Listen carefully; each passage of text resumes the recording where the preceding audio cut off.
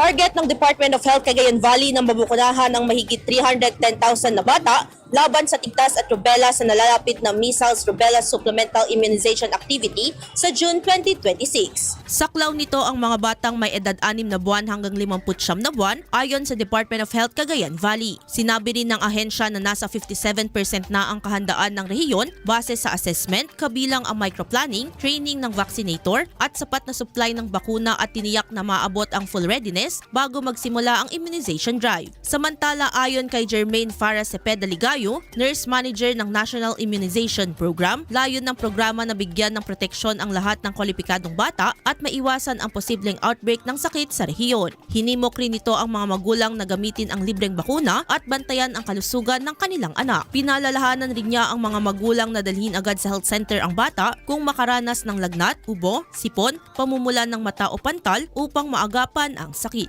Idol, parang bumibilis ba ang pagtanda? Ang dahilan humihina ang cell division na pagpapalit ng bagong cell habang nagkakaedad.